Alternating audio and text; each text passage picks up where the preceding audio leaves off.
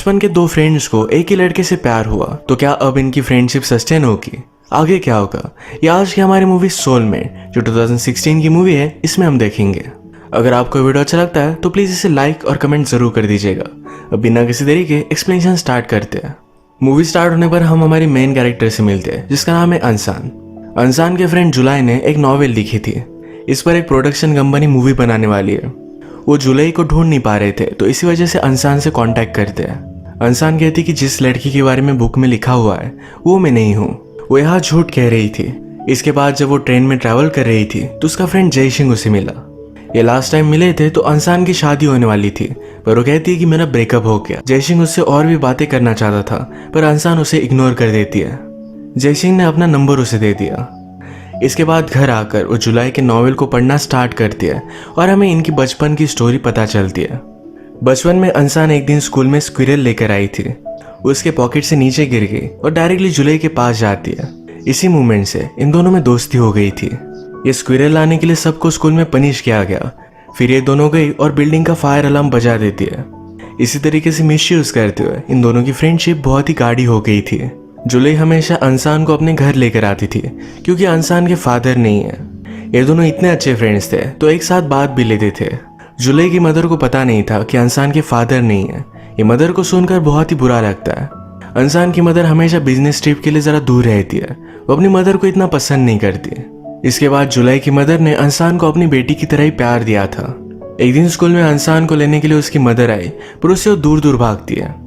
उसकी मदर दूर रहती थी तो इस वजह से उस पर बहुत ही अपसेट थी। उसके लाइफ में कितने भी प्रॉब्लम हो, पर वो जब जुलाई के साथ होती थी तो दोनों बहुत ही एंजॉय करते थे। इन्होंने कहीं पढ़ा था कि अगर एक दूसरे की शैडो में स्टेप करेंगे तो हमेशा पूरी लाइफ में एक साथ रहेंगे। ये दोनों हमेशा एक साथ ही रहना चाहती थी। इसके बाद बहुत सारे साल बीत गए। जुलाई को अच्छे से स्कूल में एडमिशन मिला। अंसान को स्टडी में इतना ज़्यादा इंटरेस्ट नहीं था।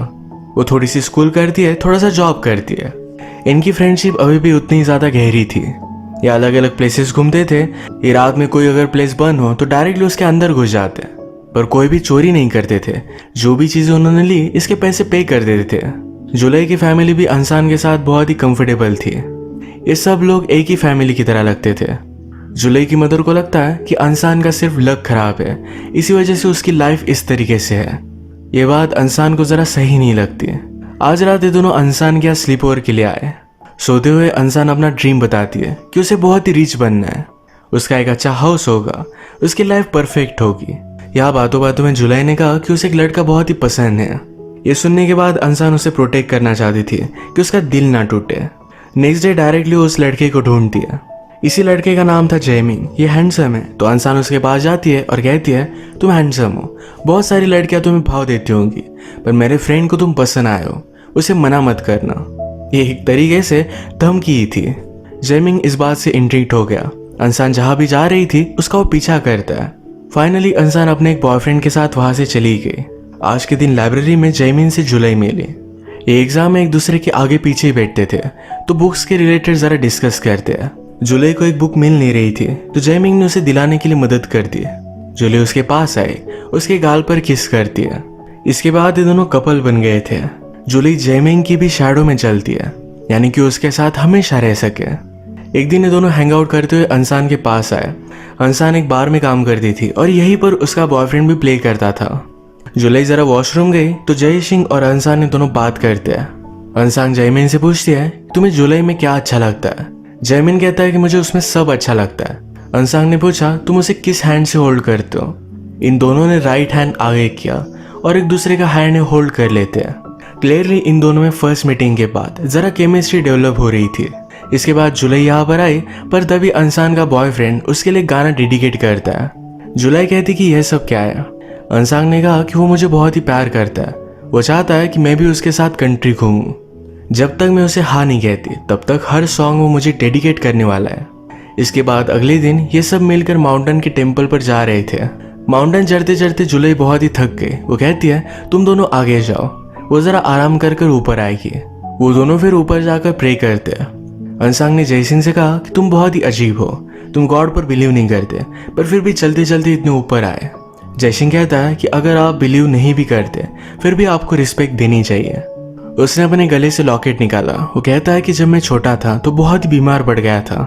मेरी मदर ने प्रे कर कर मेरे लिए लॉकेट लाया था। इसके बाद मैं ठीक हो गया, तो इसी वजह से ये हमेशा अपने पास से लॉकेट रखता है। ये लॉकेट देखते हुए अंसांग उसके बहुत ही पास आ गई थी। उससे दूर जाने की कोशिश करती है, पर जयसिंह उसका हाथ पकड़ लेता है। इस मूवमेंट के बाद ये दोनों बाहर आए और जुलाई उनका बाहर वेट कर रही थी। ये दोनों थोड़े से डर जाते हैं और जिस तरीके से जुली बिहेव कर रही थी, इससे पता चलता है कि उन्होंने इन दोनों को देख लिया है। फिर भी वो डिसाइड करती है कि इस बात को इग्नोर करेगी। इस दिन के बाद अंसांग ने डिसाइड किया कि वो अपने बॉयफ्रेंड के साथ चली जाएगी। रेलवे स्टेशन पर जाते वक्त जुलाई और अंसांग ने दोनों बहुत ही इमोशनल हो गई थी। अंसांग जुलाई से कहती है कि वो मुझसे बहुत ही प्यार करता है। जुलाई ने पूछा कि अगर उसने एक दिन तुमसे प्यार करना बंद कर दिया तो क्या करोगी। अंसांग कहती कि मैं तुम्हारे पास आ जाऊंगी, तुम तो हमेशा मुझसे प्यार करती रहोगी। ट्रेन स्टार्ट हुई। ट्रेन के साथ साथ जुलाई भी भाग रही थी। तभी उसने अंसांग के गले में जयसिंह का नेकलेस देखा। ये बात अंसांग ने भी रियलाइज की। वो जुलाई से कहती है अगर तुम चाहो तो मैं रुक सकती हूँ, पर जुलाई बहुत ही हर्ट हो गई थी। वो जयमिंग से बहुत प्यार करती है और अंसांग के लिए उसे छोड़ नहीं सकती, तो इसलिए उसने उसे जाने दिया। इसके बाद जुलाई और अंसांग की लाइफ बहुत ही अलग अलग थी। अंसांग अपने बॉयफ्रेंड के साथ अलग अलग सिटीज में घूमती थी, तो जुलाई ने एक अच्छी यूनिवर्सिटी में एडमिशन लिया था। वो और जयमिंग एक ही यूनिवर्सिटी में गए। जुलाई भी अपनी लाइफ में चाहती थी कि अंसांग की तरह अलग अलग प्लेसेस घूमे, पर उसके जाने के बाद उसे लगता है कि उसे स्टेबल लाइफ जीनी चाहिए। अब और भी थोड़ा टाइम गुजर चुका था। अंसांग के बॉयफ्रेंड ने उस पर चीट किया, तो उसे छोड़कर वो अकेली घूमने के लिए चली जाती है। अलग अलग प्लेसेस पर न्यू फ्रेंड्स बनाते हुए न्यू प्लेसेस घूमती है। पैरेलल में जुलाई के पेरेंट्स उसे जयसिंह से शादी करने के लिए प्रेशर कर रहे थे। उन्होंने 3 साल बाद शादी करने का डिसाइड कर लिया। और थोड़ा टाइम गुजरा और जुलाई को बैंक में जॉब मिल गया था। अंसांग की मदर की डेथ हो जाती है। जुलाई को जॉब मिलने के बाद वो बहुत ही स्टेबल लाइफ जीने लग गई थी। जयसिंह ये नहीं चाहता। उसने डिसाइड किया था कि अलग कंट्री में जाकर अपनी मास्टर्स करेगा।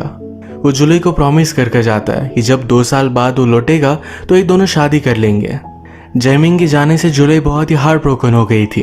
वो जब घर पर आई तो अंसांग उसका वेट कर रही है। अंसांग भी अपनी लाइफ से अलग अलग प्लेसेस घूमकर तंग आ चुकी थी। ये दोनों एक दूसरे को गले लगाकर बहुत रोते हैं। इतने दिनों के बाद फिर से मिलने के बाद बात करने के बाद दोनों के फेस पर स्माइल फिर से वापस आ गई। अंसांग के पास ज्यादा पैसे नहीं थे। वो एक घटिया से होटल में रहने वाली थी, पर अंसांग उसे एक अच्छा सा रूम बुक कर देती है। बाद में एक जगह पर वो डिनर के लिए आए। अंसांग कहती है कि आज मैं ही पे करूंगी क्योंकि तुमने मेरे रूम के लिए पे किया था। उसके पास ज्यादा पैसे नहीं और इन्हें वाइन लेनी थी, तो वो जाती है और कुछ लड़कों से बात करती है। उनसे उसने बेट लगाई। ये 20 सेकंड्स के अंदर वाइन की पूरी बॉटल पी गई। इस वजह से उन्हें फ्री वाइन मिल जाती है। ये बात जुलाई को अच्छी नहीं लगती। वो कहती है कि इतने साल तुम इसी तरीके से रहती आई हो। अंसांग ने कहा कि लाइफ तुम्हें अच्छी या बुरी सारी चीजें देती है, तुम्हें उसे एक्सेप्ट करना पड़ता है। अंसांग के पास ज्यादा पैसे नहीं थे तो खुद सैलड ले रही थी, तो इस बात पर जुलाई को गुस्सा आ गया। वो कहती कि मैं पे कर दूंगी, ज्यादा वरी मत करो। हम दोनों को इस तरीके से चीजों को बांट लेने की जरूरत नहीं है। अंसांग ने कहा तुमने बहुत सालों पहले ही सब कुछ चीजें बांट ली थी। इसका मतलब है जुलाई ने उसे जाने दिया था, इसी के बारे में वो बात कर रही थी।